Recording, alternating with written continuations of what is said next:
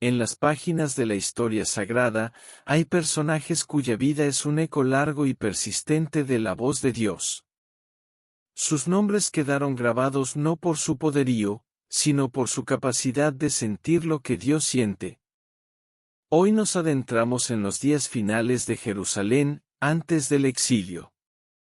Un tiempo de fiesta en la superficie, pero de fractura en los cimientos.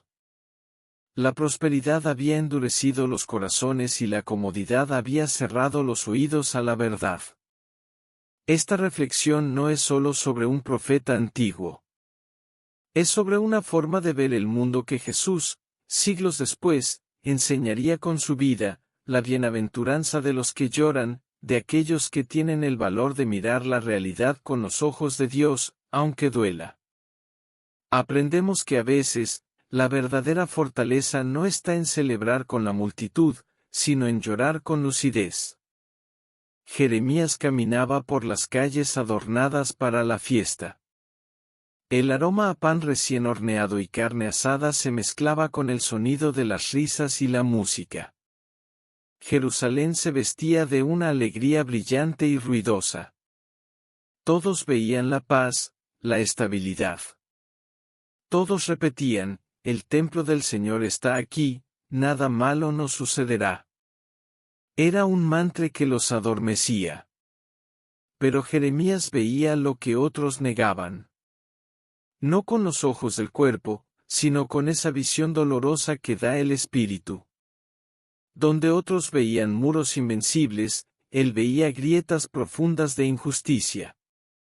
Donde otros veían un templo glorioso, él veía una fe vacía, reducida a rituales sin corazón.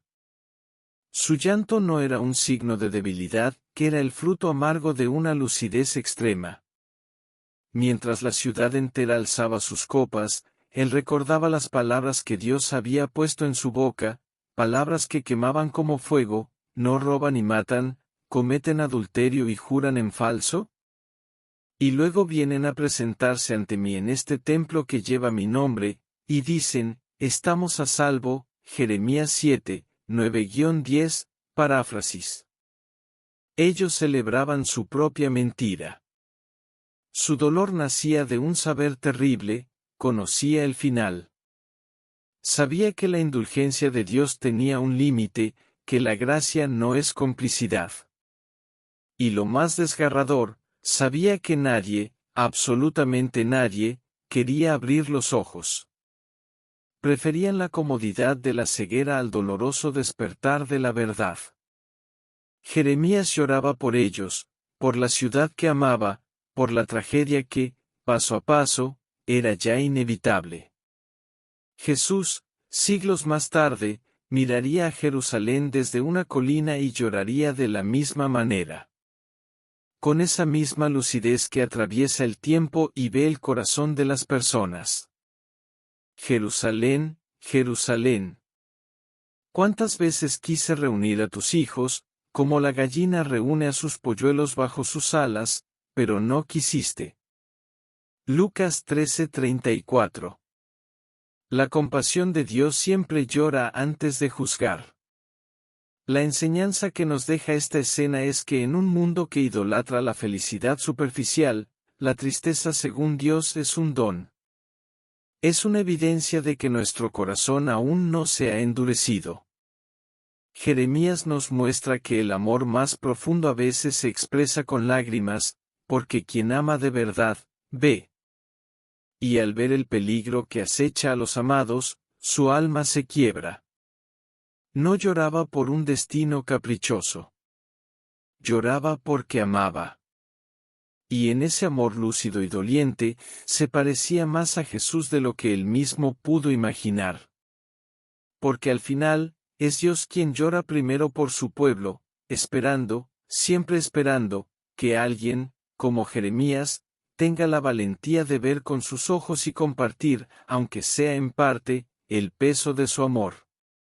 Hoy, tenemos el valor de esa lucidez, de mirar más allá de nuestras festividades personales y ver con verdad. Recordemos, bienaventurados los que lloran, porque ellos serán consolados. pero primero, tienen que tener el valor de ver. Antes de que sus pies supieran caminar por el polvo del camino profético, antes de que su voz temblara al pronunciar una sentencia divina, él ya había sido elegido.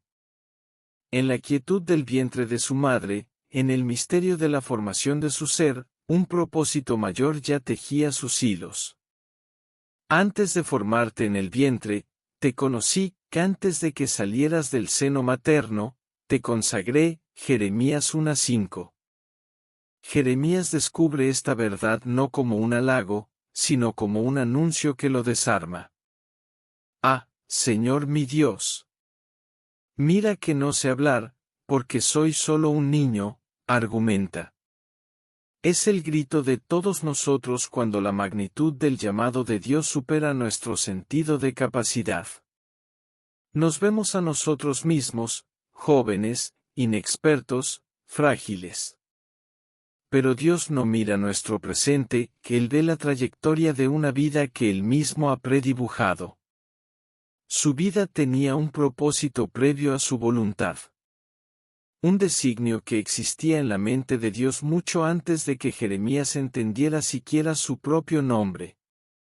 Esto lo enfrenta a una misión que jamás habría elegido por sí mismo, ser voz de juicio en tiempos de aparente paz, ser el portador de un mensaje que lo convertiría en paria, en objeto de burlas y amenazas. Su llamado no era a la popularidad, sino a la fidelidad. Jesús viviría esta misma realidad en carne propia. Su vida no comenzó en Belén, su existencia es desde siempre. Él nos escogió en el antes de la creación del mundo, Efesios 1:4. Y cuando llegó el momento, asumió una misión que la lógica humana hubiera rechazado, el camino de la cruz. Padre, si es posible, que pase de mí esta copa, oró en Getsemaní, Mateo 26:39. La voluntad humana retrocede ante el costo, pero se rinde ante el propósito eterno. Aquí hay una enseñanza profunda y, para muchos, incómoda. Nuestra vida no es un proyecto de autodefinición, sino el descubrimiento de una obra maestra ya esbozada por Dios. Vivimos en una cultura que nos grita, inventa tu destino, sé tu propio Dios. Pero el mensaje del llamado de Jeremías es, tu verdadera libertad no está en elegir lo que quieres ser, sino en aceptar y abrazar quien Dios dice que ya eres. Él no te llama porque seas capaz, te hace capaz porque te ha llamado. Jeremías aprendió que el sí a Dios a menudo significa un no a los planes que habíamos acariciado. Su misión no fue un ascenso, sino un descenso, a las cisternas, al desprecio, a la soledad. Pero en esa rendición, encontró una fuerza que no era suya. No temas, que contigo estoy para librarte, Jeremías 1:8. La promesa no era de éxito fácil, sino de presencia inquebrantable. Para nosotros, la pregunta de Jesús resuena, ¿acaso no saben que he de ocuparme en los negocios de mi Padre? Lucas 2:49. Desde joven, Jesús entendió que su vida estaba enmarcada en un propósito superior. Y nos invita a esa misma consagración. No a buscar una misión espectacular, sino a ser fieles en la que Él, en su soberanía, nos ha puesto. A confiar que el diseñador conoce mejor el diseño, y que el amor que nos escogió antes de tiempo, nos sostendrá hasta el final. Jeremías, el muchacho que se sentía inadecuado, se convirtió en la columna que sostuvo la verdad cuando todo se derrumbaba. No porque fuera fuerte, sino porque se aferró a la fuerza del que lo llamó. Nuestra preparación no es requisito para el llamado de Dios, que es su consecuencia. Él no llama a los preparados, prepara a los llamados.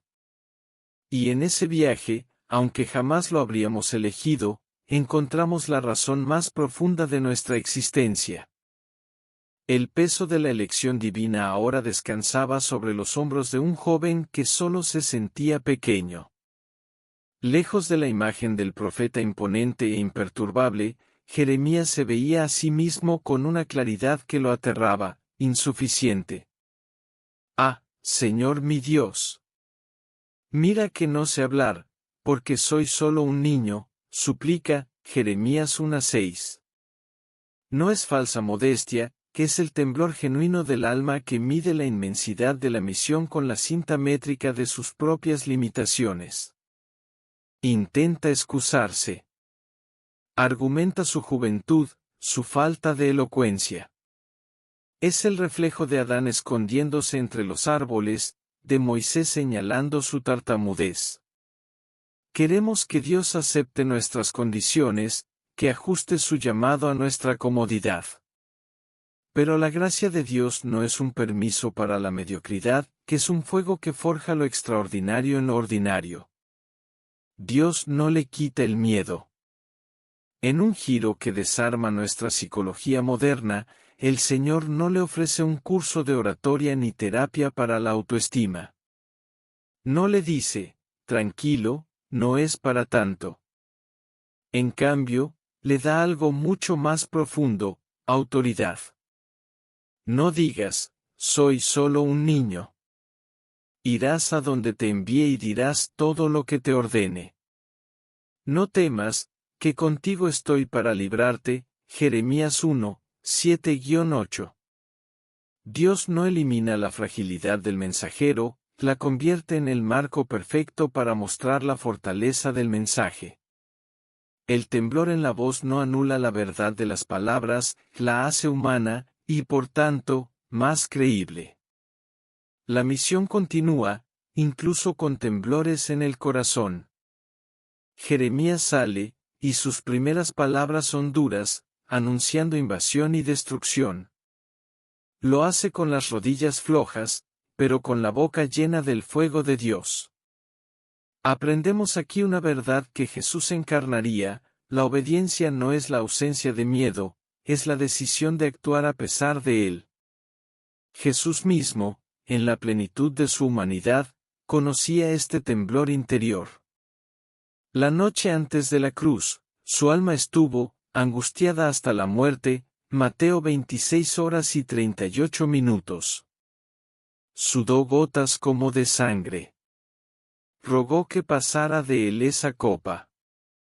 Pero al final, pronunció las palabras que definen la misión: pero no sea lo que yo quiero, sino lo que quieres tú, Mateo 26:39. La autoridad de Jesús para salvarnos no surgió de una serenidad sobrehumana, sino de una sumisión humana y temblorosa a la voluntad del Padre. Su fuerza se perfeccionó en la debilidad.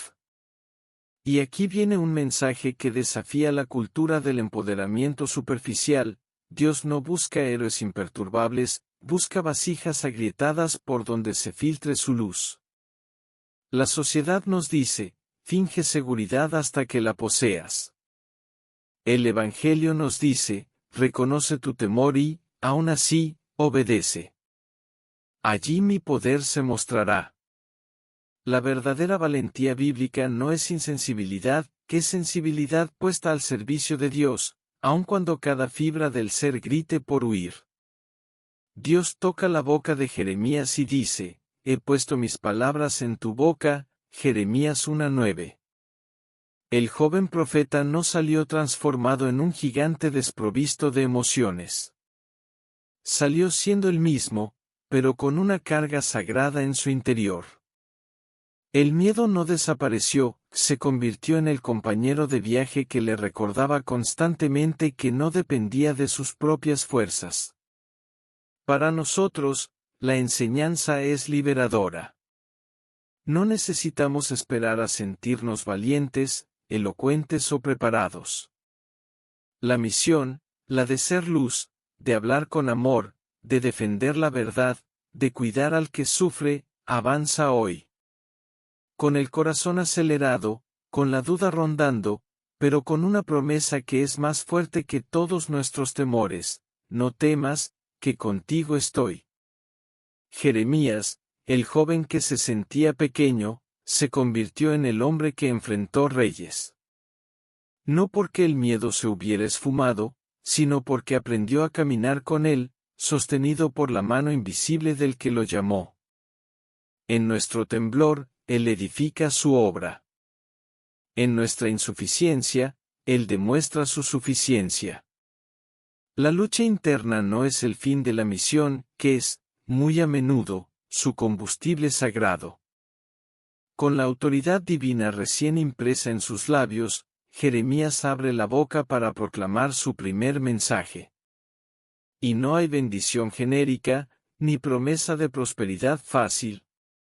Las palabras que recibe de Dios y debe entregar son afiladas, claras, incómodas.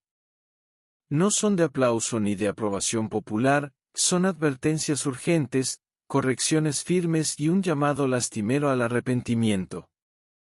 Clama a voz en cuello, no te detengas, calza tu voz como trompeta, y anuncia a mi pueblo su rebelión. Isaías 58, 1, reflejando el mismo espíritu.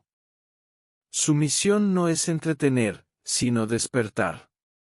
Jeremías se para en las puertas del templo, en las plazas donde la gente comercia y socializa, y su voz corta el aire como un cuchillo: reformen su conducta y sus acciones, y yo les permitiré vivir en este lugar. Jeremías 7:3. Les recuerda que el ritual vacío, la repetición de templo del Señor, es un engaño mortal. Les señala su injusticia, su opresión al extranjero, al huérfano y a la viuda, su derramamiento de sangre inocente. Son palabras que hieren porque primero hieren la mentira en la que se han instalado. Y en ese momento, Jeremías entiende con una certeza fría y abrumadora: decir esta verdad tendrá un costo personal muy alto. La verdad profética nunca es gratis. Se convierte en el aguafiestas nacional, en el alarmista, en el pesimista. Dejará de ser invitado a las cenas importantes. Susurrarán a sus espaldas. Lo acusarán de desmoralizar al pueblo, de falta de patriotismo, incluso de blasfemia. El precio de la fidelidad será la soledad. Jesús caminó por este mismo sendero pedregoso. Sus palabras no fueron siempre reconfortantes, a menudo fueron disruptivas y exigentes. ¡Ay de vosotros, escribas y fariseos, hipócritas! Mateo 23:13. Les dijo a ricos, religiosos y poderosos verdades que no querían escuchar. Y entendió perfectamente el costo: si el mundo os aborrece, sabed que a mí me ha aborrecido antes que a vosotros. Juan 15:18. Su mensaje de amor era tan radical que exigía un cambio de corazón, no solo de apariencias, y eso provocó rechazo. La verdad más grande dicha por el hombre más perfecto, lo llevó a la cruz. Aquí encontramos una enseñanza crucial y que desafía nuestro deseo de ser siempre aceptados. La autenticidad del mensaje de Dios a menudo se mide por el rechazo que provoca en aquellos que se resisten a su luz. En una era que busca la validación de los me gusta y la aprobación del grupo, el llamado cristiano puede ser justo lo opuesto: ser fiel aunque signifique ser cancelado, silenciado o malinterpretado. La popularidad no es un indicador de fidelidad. A veces, la señal de que estamos diciendo lo que Dios quiere es precisamente la oposición que surge. Jeremías no disfrutaba del conflicto. Su lamento es famoso: me sedujiste, Señor, y me dejé seducir, me has hecho más fuerte y me has vencido. Todo el día se burlan de mí, todos se ríen de mí. Jeremías 27. Sentía el dolor del rechazo en lo más profundo. Pero no podía callar, porque el fuego de la palabra de Dios ardía en sus huesos. La verdad lo poseía. Para nosotros, el mensaje es claro: ¿estamos dispuestos a decir la palabra amable pero firme a un amigo que se autodestruye? ¿A señalar la injusticia en nuestro entorno, aunque nos cueste pertenencia? A vivir de un modo tan distinto al mundo que nuestro mero estilo de vida sea un mensaje que nadie quiere escuchar, pero que algunos necesitan desesperadamente. Dios no prometió a Jeremías, ni nos promete a nosotros, aplausos. Prometió presencia. Pelearán contra ti, pero no te vencerán, porque yo estoy contigo para librarte. Jeremías 1:19. El costo personal es real, pero el valor de la verdad eterna lo supera con creces. Jeremías, el hombre de los mensajes no deseados, terminó siendo la única voz que ofrecía el camino real hacia la salvación, cuando todas las voces de aprobación llevaban al abismo. En un mundo de ecos complacientes, el valor está en ser el eco fiel de Dios, aunque duela. Jerusalén vivía sumida en un engaño cómodo y peligrosísimo. Una ilusión colectiva, tejida con hilos religiosos, pero vacía de verdad. El pueblo, sus sacerdotes, incluso sus reyes, creían estar a salvo. No por su obediencia al pacto, no por su justicia o su misericordia con el débil, sino por el simple hecho de poseer un objeto, un lugar, el templo del Señor. Habían convertido un símbolo de la presencia de Dios en un talismán mágico, en una póliza de seguro contra toda consecuencia. Repetían como un mantra: templo del Señor, templo del Señor, templo del Señor. Jeremías 7:4. Creían que la estructura de piedra los blindaba, mientras sus corazones de piedra permanecían intactos. Jeremías se para a las puertas de ese mismo templo, en el lugar más sagrado, y lanza un dardo envenenado contra esa falsa seguridad. Con una audacia que le costará caro, desenmascara la mentira: no confíen en palabras engañosas como estás, templo del Señor, templo del Señor, templo del Señor. Roban y matan, cometen adulterio y juran en falso, y luego vienen a presentarse ante mí en este templo que lleva mi nombre, y dicen: ¿estamos a salvo? Jeremías 7:4, 9-10. Su mensaje incomoda profundamente porque rompe una ilusión colectiva. Les quita el ídolo falso en el que habían depositado su fe, la religión como ritual externo, divorciado de la vida. Confundían el edificio con la salvación, la ceremonia con la conversión. Pensaban que Dios estaba obligado a protegerlos porque realizaban los sacrificios correctos en el lugar correcto, aunque sus manos estuvieran manchadas de injusticia. Era una teología de conveniencia, que buscaba controlar a Dios en lugar de rendirse a Él. Jesús enfrentó exactamente la misma ilusión siglos después. Se acercó a un templo igualmente imponente, igualmente confiado en su propia gloria arquitectónica. Y cuando sus discípulos admiraban las grandes piedras, Él les soltó una verdad que los estremeció: ¿veis todo esto? En verdad os digo, no quedará aquí piedra sobre piedra que no sea derribada. Mateo 24:2. Más aún, limpió ese mismo templo de mercaderes, denunciando que lo habían convertido en cueva de ladrones. Mateo 21:13. Para Jesús, lo sagrado no era el lugar, sino la pureza de la adoración que en él se ofrecía. Él mismo se declararía, más tarde, el verdadero templo: destruid este templo, y en 3 días lo levantaré. Juan 2:19. La salvación no estaría nunca más en un edificio de piedra, sino en una persona, el Cristo.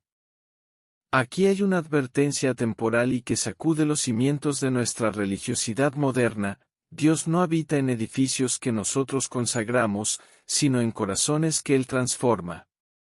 Podemos asistir fielmente a nuestros templos, cantar con fervor, dar nuestra ofrenda, y aún así estar confiando en un engaño si nuestra vida fuera de esas paredes niega lo que decimos creer dentro de ellas. La fe que no produce justicia, compasión y humildad es tan hueca como el grito de «Señor, Señor», de aquellos a quienes Jesús dirá: «Nunca os conocí», Mateo 7:23.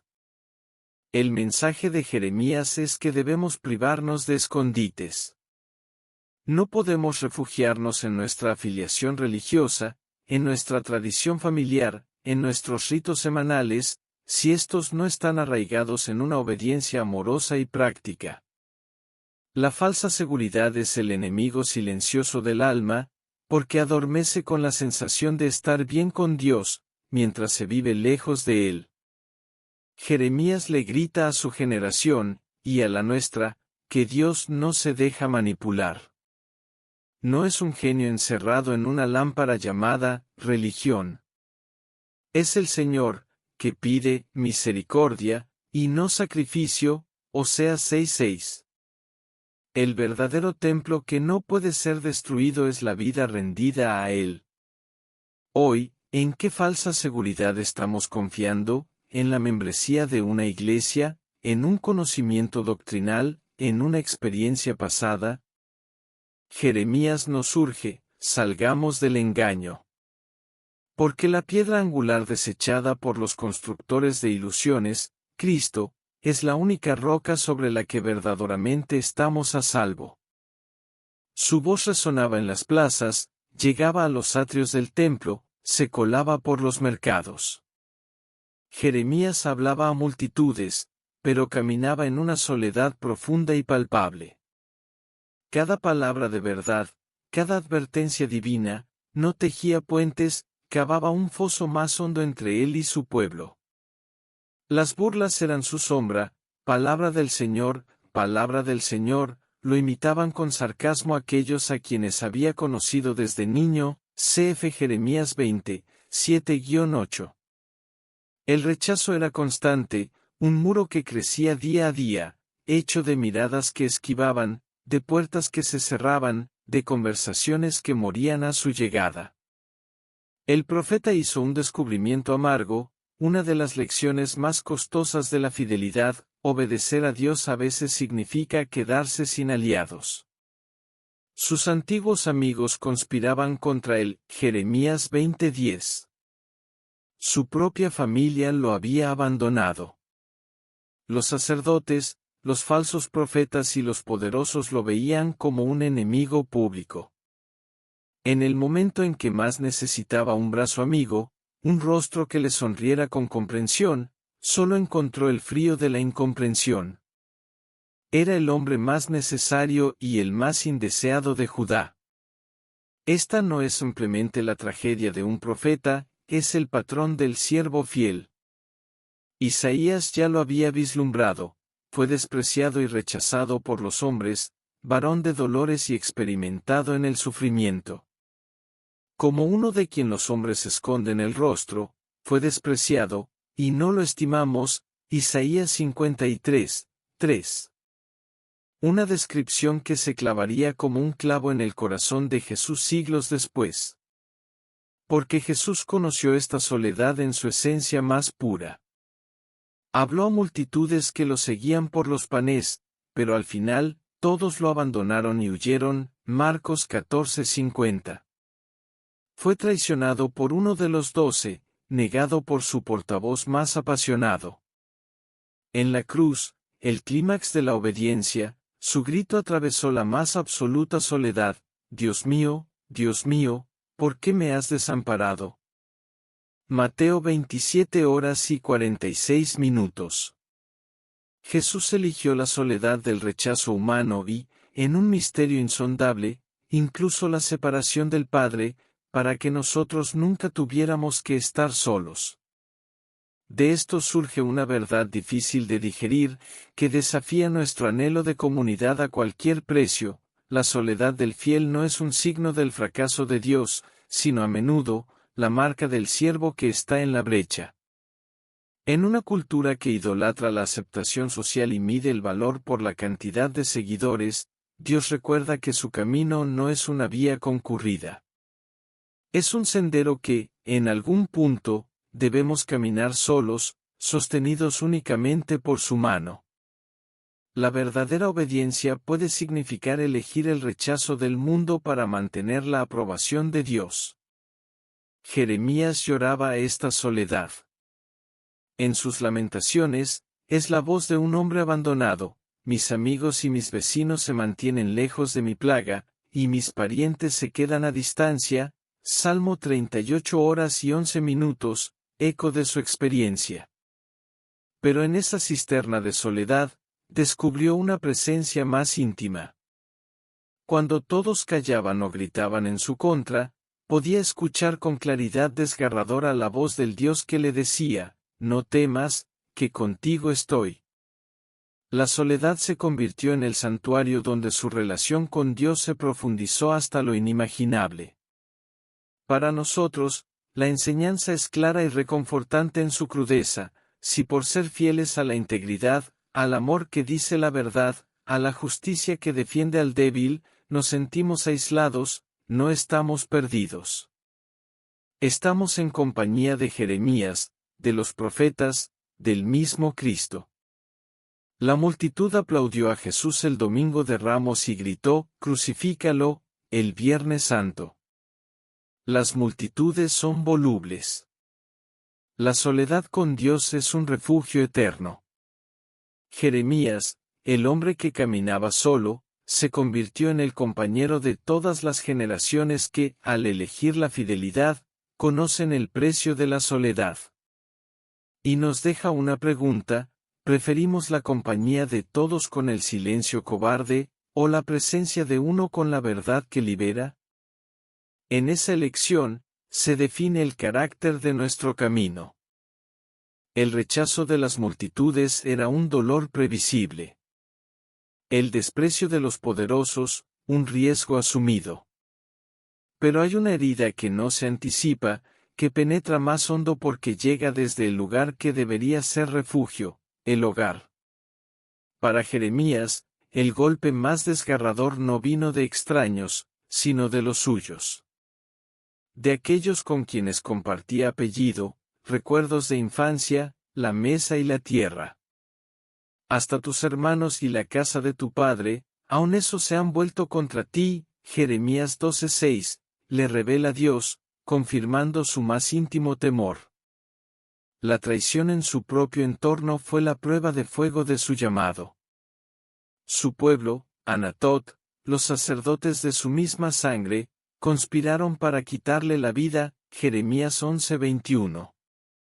Le dijeron: no profetices en nombre del Señor, si no quieres morir a manos nuestras.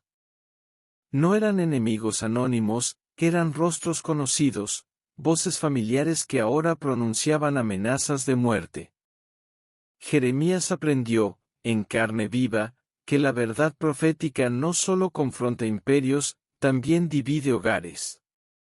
La fidelidad a Dios puede levantar un muro de incomprensión justo en el lugar donde esperábamos apoyo incondicional.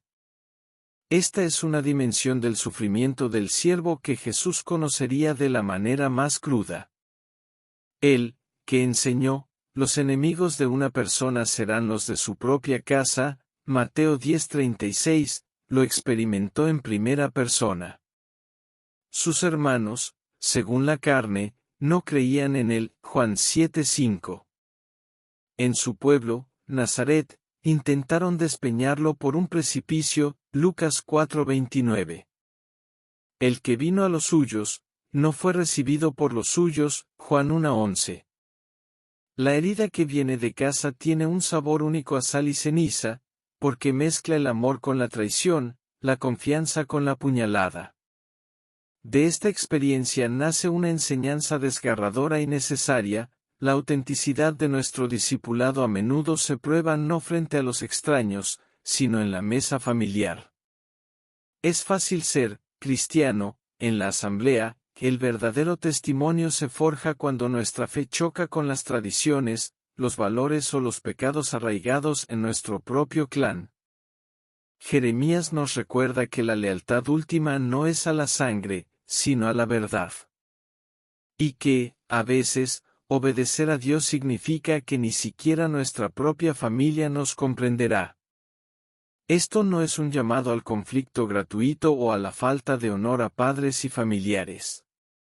Es el reconocimiento realista de que cuando uno decide seguir a Cristo de todo corazón, esa decisión actúa como una espada que pone al descubierto las lealtades más profundas.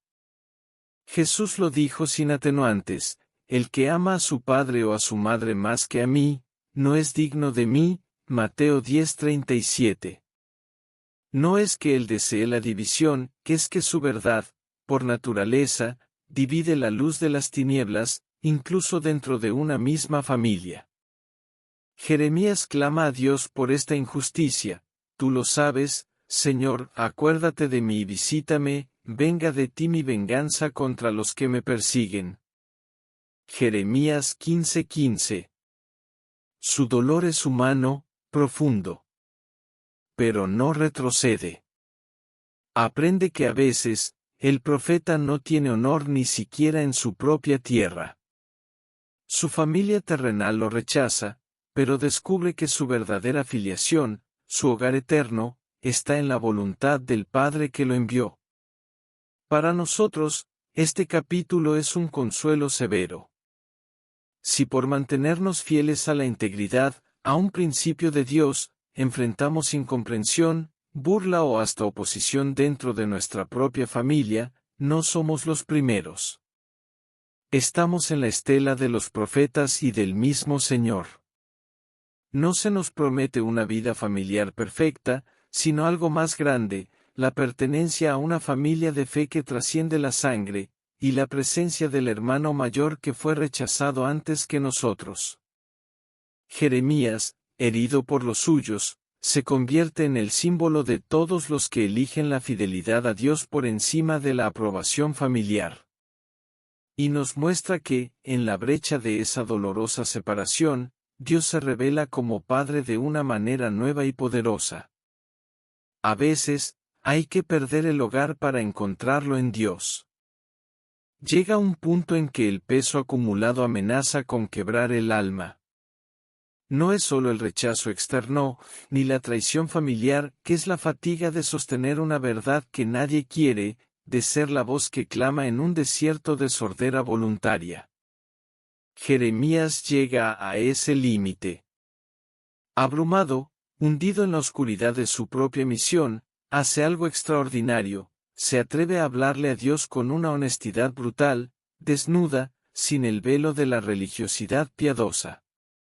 Su oración se convierte en un lamento desgarrador, en un grito de frustración que atraviesa los cielos: me sedujiste, Señor, y me dejé seducir, fuiste más fuerte que yo, y me venciste. Todo el día he sido motivo de risa, todos se burlan de mí. Jeremías 27. Y luego, en un arrebato de agotamiento total, incluso maldice el día de su nacimiento. Jeremías 20, 14-18. No es una crisis de fe en la existencia de Dios, sino una crisis del alma en la bondad de su llamado. Es el cansancio profundo de quien ha dado todo y solo ha cosechado dolor. Expresa su dolor sin filtros, la sensación de haber sido engañado, la frustración de ver que su obediencia solo trae más sufrimiento, el agotamiento de luchar contra una corriente imparable. Es el «¿hasta cuándo, Señor?», del salmista llevado a su expresión más cruda. Jeremías le muestra a Dios su herida, sin maquillaje. ¿Y cuál es la respuesta de Dios? No es una palmada en la espalda. No es un «tranquilo, ya pasará». No recibe respuestas suaves ni consuelos sentimentales. En cambio, recibe una reafirmación de su propósito, más fuerte y clara que nunca. El Señor no le quita el peso, pero le recuerda por qué lo carga: si te has cansado corriendo con hombres, ¿cómo podrás competir con caballos? Si no te sientes seguro en tierra de paz, ¿qué harás en la espesura del Jordán? Jeremías 12:5. Es un llamado a una fortaleza mayor, a una resistencia que él no sabía que necesitaría. Y le promete: yo estoy contigo para librarte. Jeremías 1:8, no para evitar la batalla. Jesús conoció este mismo cansancio del alma. En Getsemaní, su angustia fue tan profunda que sudó gotas como de sangre. Su oración fue igual de honesta: Padre mío, si es posible, que pase de mí esta copa. Mateo 26:39.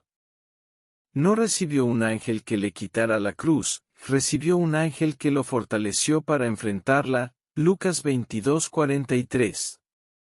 La respuesta del Padre no fue cambiar el plan, sino sostener al Hijo en el cumplimiento del plan.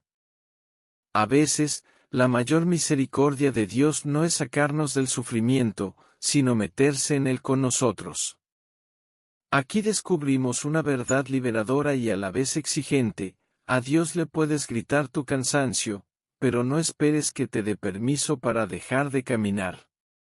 La auténtica vida de fe no es un estado de perpetuo éxtasis, que es, con frecuencia, una obediencia cansada que sigue poniendo un pie delante del otro, porque la fuerza ya no viene del entusiasmo inicial, sino de la fidelidad del que llamó.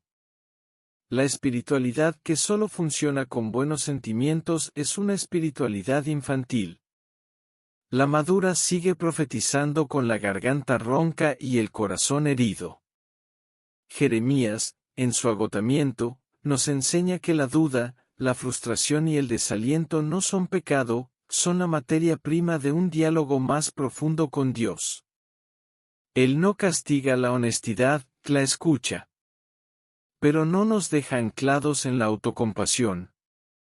Nos devuelve a la misión, no más liviana, pero con una promesa más honda: mi gracia es suficiente para ti, porque mi poder se perfecciona en la debilidad. 2 Corintios 12:9, un eco de la respuesta a Jeremías. Para nosotros, esto es un salvavidas. Cuando el servicio se vuelva rutina agotadora, cuando la oración parezca un monólogo en el vacío, cuando el alma diga, basta, tenemos permiso para decírselo a Dios con todas sus letras. Pero debemos estar preparados: su respuesta podría no ser un descanso, sino una mayor capacidad.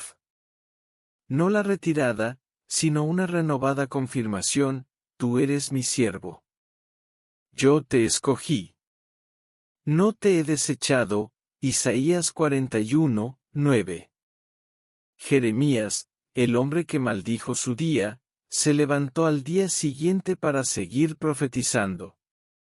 No porque ya no estuviera cansado, sino porque había encontrado, en el mismo centro de su agotamiento, la roca de su propósito. El cansancio del alma no es el final de la misión, que es el lugar donde Dios forja resiliencia divina en un corazón humano. Cuando las palabras no pueden ser refutadas, el poder recurre a la fuerza. Las autoridades, los sacerdotes y los príncipes, hartos de la voz que desnudaba su hipocresía y anunciaba su ruina, tomaron una decisión: había que silenciar al mensajero. Si no podían vencer la verdad de su mensaje, vencerían su cuerpo. Jeremías fue arrestado, humillado públicamente y encarcelado. El profeta fue tratado como un criminal. Lo colocaron en el cepo a la vista de todos, en la puerta de Benjamín, para que su postura torpe y dolorosa fuera la última imagen que el pueblo tuviera de él: un hombre derrotado, un alborotador sometido. Jeremías 22.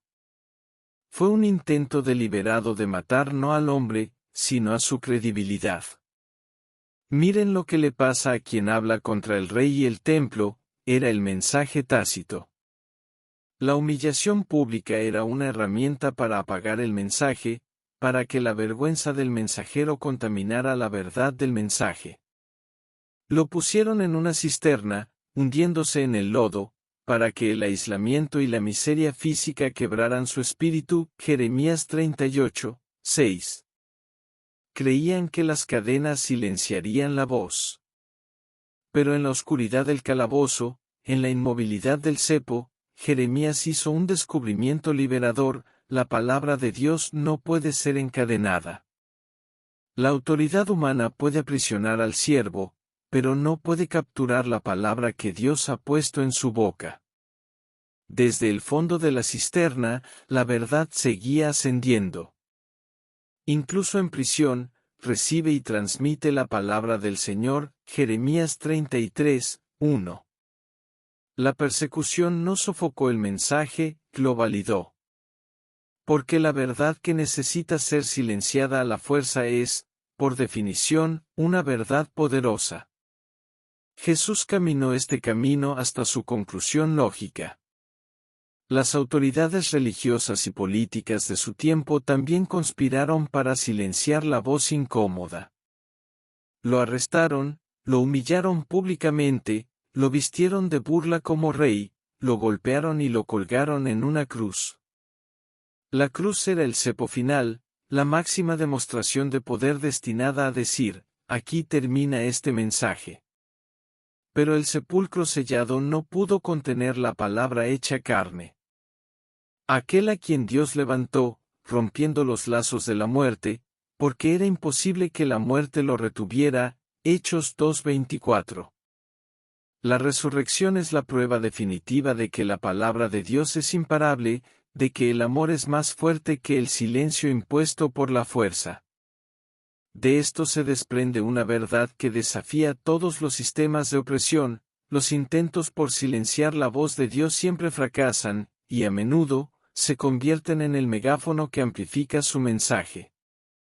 Cuando encarcelan al profeta, sus palabras se escriben en rollos que se copian y circulan en secreto.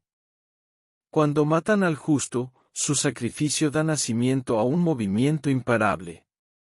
La historia de la fe es la historia de voces que, al ser suprimidas, resonaron con más fuerza a través de los siglos. Jeremías, desde el lodo, nos enseña que la fidelidad no garantiza la seguridad física, pero sí garantiza la permanencia de la verdad.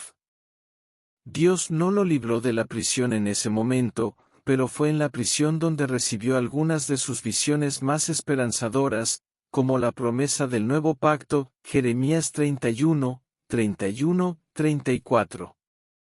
El lugar de su confinamiento se convirtió en el santuario de una revelación fresca. Para nosotros, la enseñanza es clara y fortalecedora, cuando por ser fieles a la verdad del Evangelio enfrentemos marginación, descrédito o incluso persecución en nuestros espacios laborales, sociales, a veces incluso eclesiales, no estamos siendo derrotados. Estamos siendo situados en la misma línea de fuego donde siempre han estado los portadores de la luz.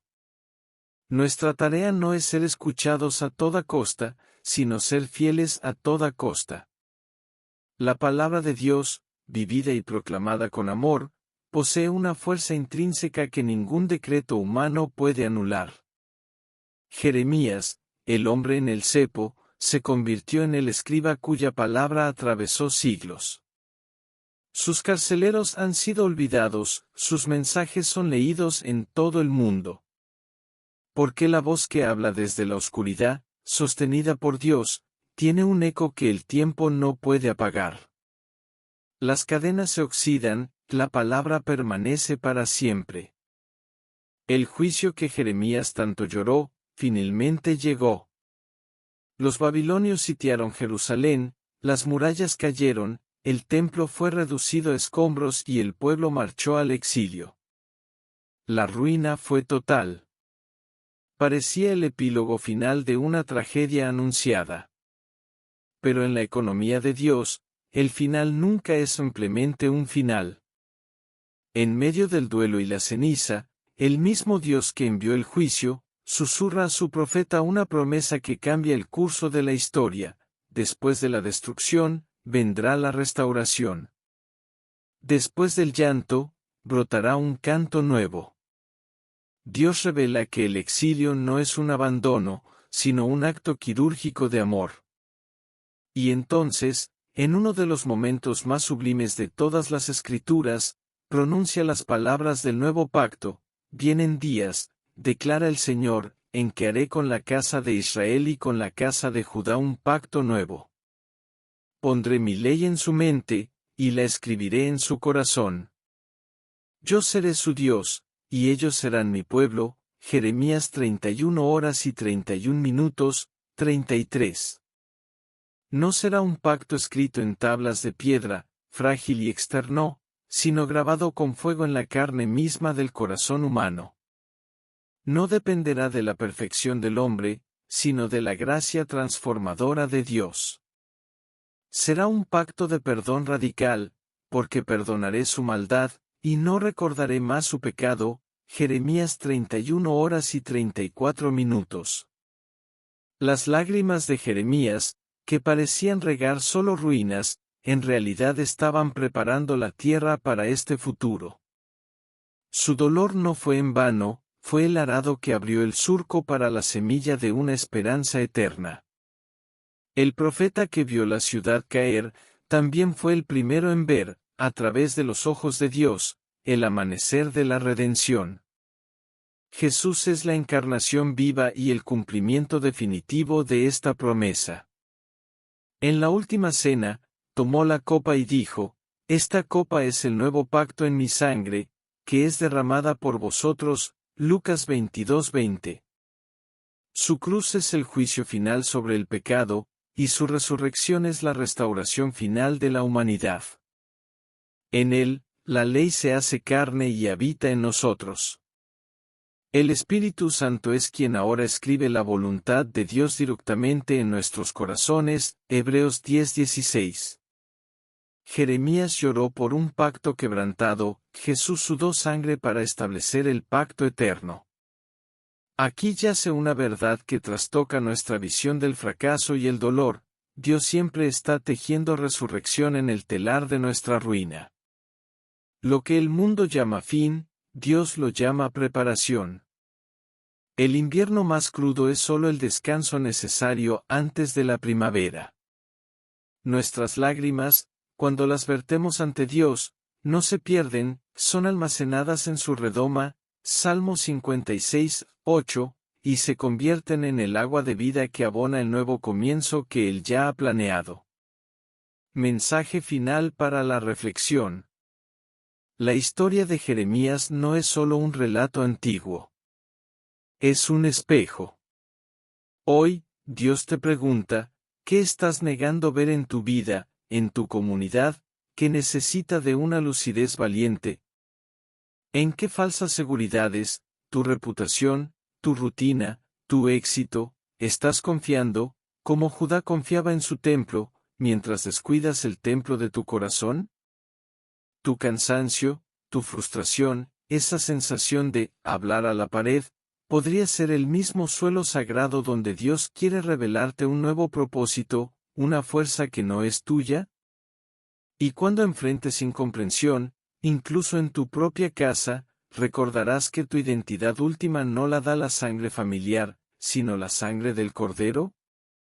Jeremías nos muestra que seguir a Dios a menudo significa ver lo que otros cierran los ojos a ver, y decir lo que otros tapan los oídos para no escuchar.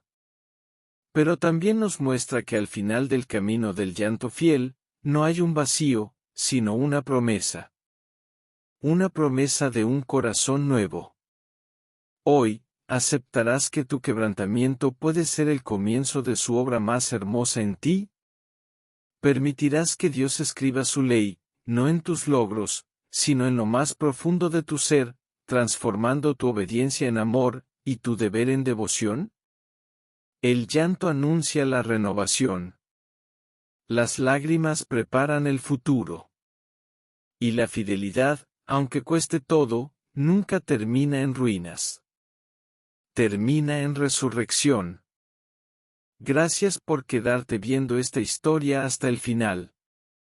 Eso ya dice mucho de ti. Si este video te ayudó, comenta qué parte te ha gustado más, dale like. Y suscríbete al canal si quieres seguir recibiendo contenido que nutra tu alma. Hay más mensajes que pueden acompañarte justo donde estás. Y nos vemos en el próximo video.